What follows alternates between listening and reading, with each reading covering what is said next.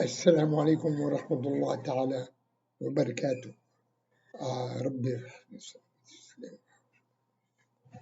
This is the purpose. This is for the purpose of my children and anybody else who wants to learn some Arabic words, inshallah ta'ala.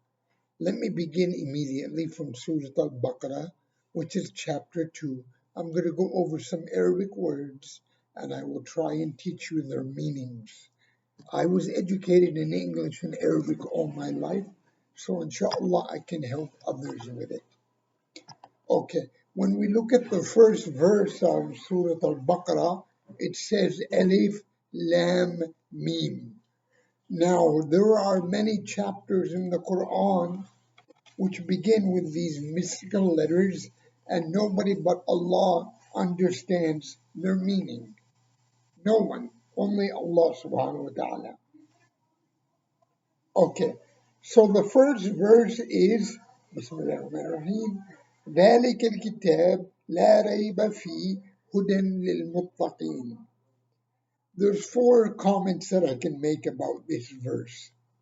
ذلك is when you point at something. ذلك. You're pointing at something. You're identifying something. Al-Kitab. Two things about kitab. Number one, kitab means book. Okay? Al begins all Arabic words which are ma'rifah. And ma'rifah simply means it is known as opposed to nakira. So it is dhalika, this, book, kitab. And Arabic is a very, very interesting language. And as I said just a moment ago, kitab means book. Now, if we take that word kitab and change it just a little bit from kitab to katib by putting an alif after the ka, katib, the meaning becomes a writer. It's all related. Kitab is book, katib is a writer. If you say maktub, which is also kataba, is a letter, something that is written, maktub. And the verb, most verbs in the Arabic language are trilateral. That's a complicated word, so I can show off how intelligent I'm not. Kataba with the ka and then the ta and then the ba means write, as in when you write something, okay? W-R-I-T-E. So, dhalika is this, kitab is book. The next word is la. La is a very easy word to memorize in Arabic and to understand. La means no, or not, or negative. So, like for instance, if somebody in the Middle East were to ask you if you'd like to have a cup of tea, and you say to them, La, it means no, you don't want. When the Prophet was visited by the angel Jibreel, alayhi salam, Gabriel, he said, La, ma, he said, La aqra, I don't read. Actually, he said, Ma ana biqari, which means the same thing. So, la means no or not. Raiba. Raiba is a more formal Arabic word. It means doubt. D-O-U-B-T, doubt. Fi. La raiba fi. Fi, which is actually fihi, means in it. So there are many words in the Arabic language which are known as huruf jar. Huruf jar simply means that these words in the Arabic language, the word that comes right after it will have a kasra on it. In other words, it will have the sound E. as opposed to a or u. So fi means in, okay? My children many years ago uh, said a very funny sentence. They said, Al-Ustaz, which means the teacher, fi al-matar, is in the rain. Al-Ustaz fi al-matar. So fi means in, okay? Hudan. Hudan means guidance. Guidance. Mine of my very good friends who I grew up with in Saudi Arabia many years ago, her name was Huda, and that simply means guidance. Then the next word is lil muttaqin. Two things to say about that word.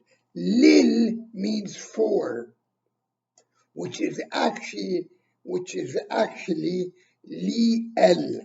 So they pronounce it as lil, for, because li means for. Muttaqin, many people who don't know Arabic, um, most people who do know Arabic know the word taqwa. Taqwa. Taqwa simply means fear of God or awareness of God or fear or awareness, okay? So ذلك الكتاب, this book, لا ريب فيه, no doubt in it, هدى, guidance, للمتقين. Okay, the next verse. Are you getting confused yet? I hope not. الذين, who, they, who, يؤمنون, it comes from the word iman. And again, non-native Arabic speakers know what iman means. It means faith. So those who believe bil ghaib. Ghaib means the hidden, the unseen, the angels, Allah, everything that is unseen. الذين يؤمنون بالغيب ويقيمون الصلاة, and they perfect their salah. Salah, everybody knows that word, right? Salah means prayer. وَمِمَّا رَزَقْنَاهُمْ يُنْفِقُونَ. وَمِمَّا, of what? رَزَقْنَاهُمْ يُنْفِقُونَ. My mother-in-law, God rest her soul and give her the highest level of Jannah, her name was Fatima Kafur, and she was a very good woman, mashallah. Uh, and whenever I used to go home to Singapore when I was married to my wife, she would always say, Rizki, Rizki, Rizki, which means food, or actually it means providence. Okay, the next word is yunfiqun. Yunfiqun comes from the verb nafaqa. Nafaqa means spend. So it literally, وَمِمَّا رَزَقْنَاهُمْ يُنْفِقُونَ, literally means, and what we have provided them, they spend. وَالَّذِينَ, الَّذِينَ means they, يُؤْمِنُونَ comes again from the word iman, which means believe. الَّذِينَ يُؤْمِنُونَ بِمَا, ma is a wonderful word in Arabic, okay? Ma simply means what. So somebody asks me, Ma ismuk? They are asking me, what is your name? Ma means what? Sounds like a sheep, actually. You know, they say ma, ma. But in Arabic, ma means what? وَبِمَا unzila comes from nazala. And nazala means descend, what comes to you. والذين يؤمنون بما أنزل إليك, to you. The people who believe in what was sent to you. إليك Wama, again, okay, and there's a comment about that. Wa means and. Wa. So if I say, for instance, أنا عندي ثلاثة أولاد. It's not complicated. أنا means I. عندي means have. ثلاثة, ثلاثة أولاد means I have three. ثلاثة means three. أولاد, children. And then I would say عمر وعائشة ويوسف, which literally means Omar and Aisha and Yusuf. So wa means and. So وما أنزل إليك. Sorry, astaghfirullah alazim. وما أنزل من قبلك. Actually, my surname is Nazal. Nazal. In Arabic, it's Noon, Za, Alif, Lam, and it actually comes from the verb nazala, which means descend or went down. وَمَا أُنزِلَ min is another huruf jar, which means from. قبلك. قبل means before. Qablika means before. So what was sent down before you? And that is, of course, referring to the Torah and the Injil.